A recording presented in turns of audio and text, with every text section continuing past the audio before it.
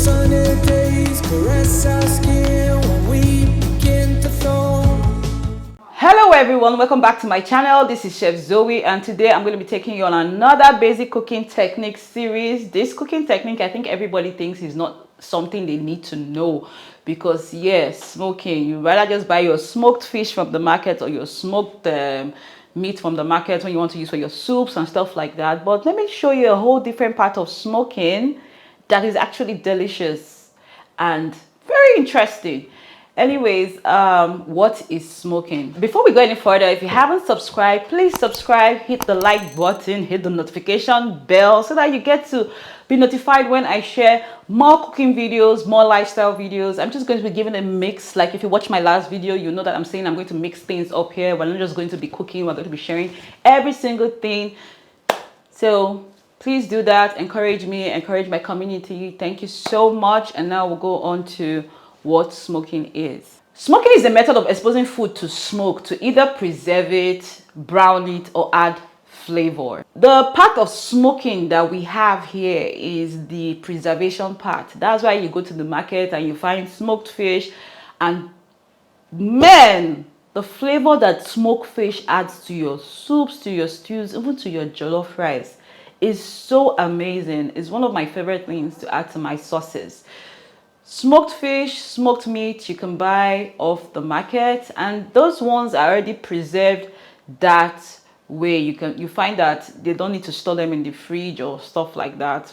Especially when you go to the market, don't buy them from the freezers. They're already sold in like open trays and stuff like that, because the smoke has already preserved them. But basically, that's what a lot of us know as smoking. That is where our idea of smoking ends. Today, I am going to be showing you different ways to apply smoking, even down to preserving your own meats at home. I'm just giving you the tips and the tricks and the styles and everything that you need to know about smoking. I'm not going to make this introduction long, because actually the recipe that I'm showing you today is going to take pretty long time, but it's one of those things that ends up being one of the most flavorful, tasty things that you've ever had in your life. So smoking, I believe, is one of the oldest methods of cooking that was ever invented. When I was reading up on what the starting of cooking, or the evolution of cooking, in the early man discovered cooking when they kept a bit of their meats, bit of their food produce by a fire, and realized that it changed texture, it changed form, and it was easier to digest. That was just how cooking started.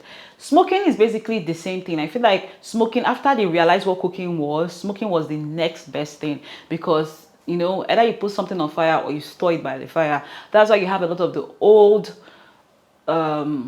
movies. When you see old movies, old Nigerian movies, when they're trying to show the epic kitchens, you notice that they have a fire open, and they usually have like baskets with either their meats to be preserved, they have their fish to be preserved. That is basically what smoking happens when you either place your meat, or your usually meats, place your meat in an enclosed chamber and allow away from the direct heat. It's different from grilling though. Even though you use sort of something that looks like a grill, you can actually smoke in your grill. You can also use a smoker. Smoker is a more conducive method of smoking, but if you don't have a smoker, you can use your grill. And the only difference is you don't put it on top of the heat like you do when you're grilling your chicken or you're grilling your barbecue. You actually take it away from the direct heat and just allow the smoke that is generated from the coal, wood, whatever medium that you're using, to actually prepare and smoke that meat or fish. Personally, I like to preserve some of the proteins I have this way.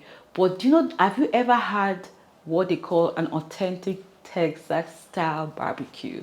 We have a few restaurants here that serve stuff like that, and is delicious. But imagine making for yourself. There are two types of smoking. They have what they call the cold smoking and the hot smoking. This cold smoking happens in about 60 degrees Fahrenheit, about 120 degrees Fahrenheit. That's how hot it's not really that hot. That's how the temperature of the chamber where you're putting your meat in, that is just the temperature that you get it in.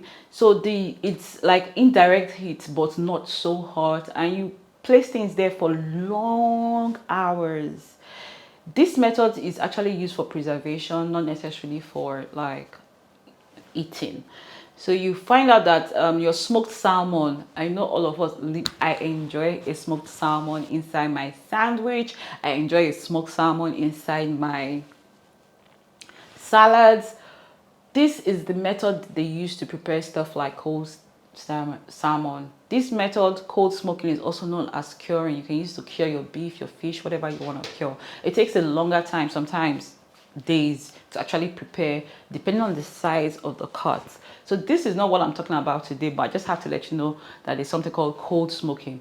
What we are talking about today is the next type of smoking. So if I say cold smoking here, you know the other one is hot smoking. Hot smoking, which is also barbecue style, has a lot more heat, about 300 degrees, 250, 300 degrees Fahrenheit. So it's higher heat, but still not on direct coals.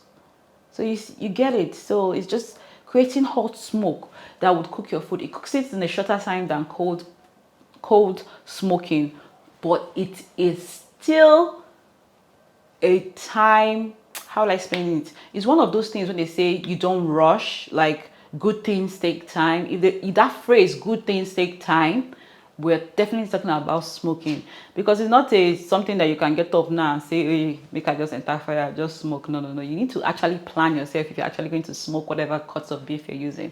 But the problem with this, the only drawback with this method is you can't use it for light cuts of meat. You can't smoke like a chicken breast without, as under such conditions, without expecting it to get dry, even though there are different ways to make sure that your product is not dry. But it's just preferable to go for big cuts of meat, especially meat that has fat. So as the fat is melting, it will be flavoring the other parts of the meat. So I love to smoke turkey, I love to smoke pork, I love to smoke beef brisket, whatever it is, like tozo. Ah, God, imagine taking a whole hump of tozo and just smoking it. That would be so tasty. The thing about smoking is it slow cooks the meat, so it ends up being one of the most tender things you can ever taste. So for smoking, you can smoke with your coals, but I like to use a bit of wood. In Europe and in America, they tend to use woods from different trees like oak, maple, because these woods actually have their own distinct flavor, and they'll be like, okay, let's use maple to smoke this one because it complements the taste of this one.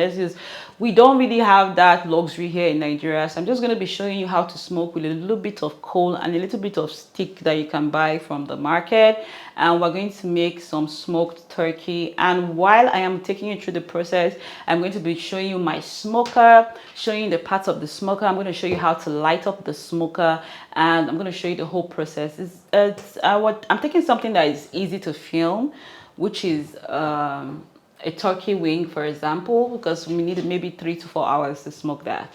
But if you're smoking bigger cuts like ribs and stuff like that, you find out that you're going as much as 8 to 6 hours. I've done it before. It tastes amazing, but it's just one of those things that needs love and patience. I don't know if anybody is going to find the patience to actually smoke this Texas style barbecue, but I'm craving it. I'm going to do it. I'm going to show you how to do it, and I hope you learn something, even if you do not use this at all.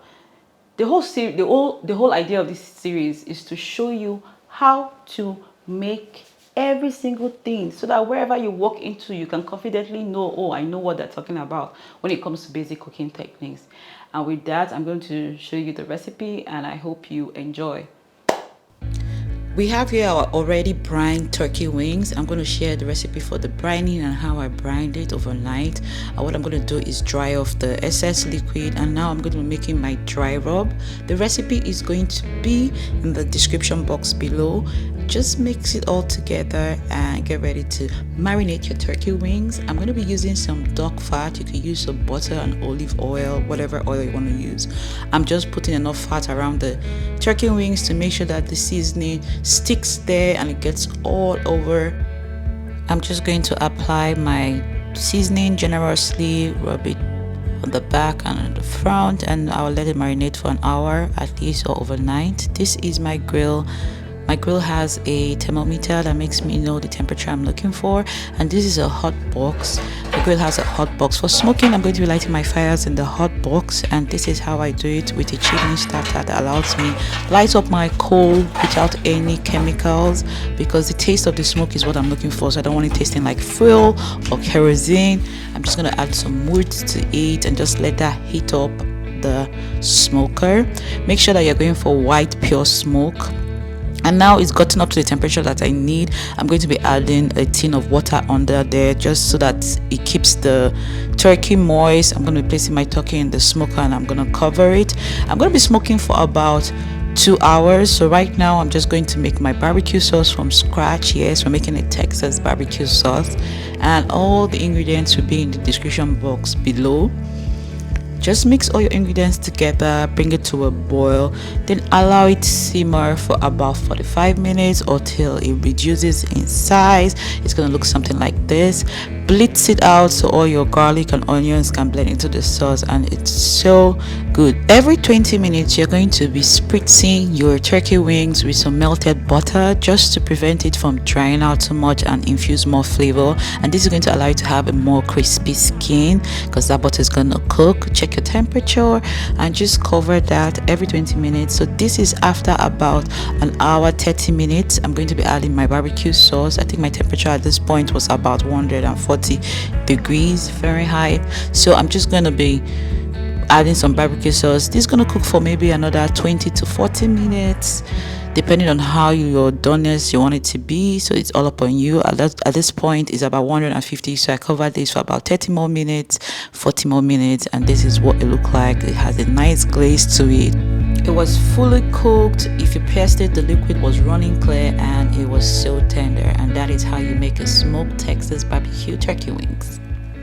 Thank guys for watching that video. I know it took a lot, but tasty food, tasty sauce, tasty turkey, full of the bone turkey. I am so glad I got to share this recipe with you, but even gladder that I'm about to chow this whole feast by myself with cold juice to enjoy life, because this life now one, and you know I'm here to shop life, you know. So thank you for watching, and I will see you next week in our next video. Have a lovely week. Have a lovely weekend.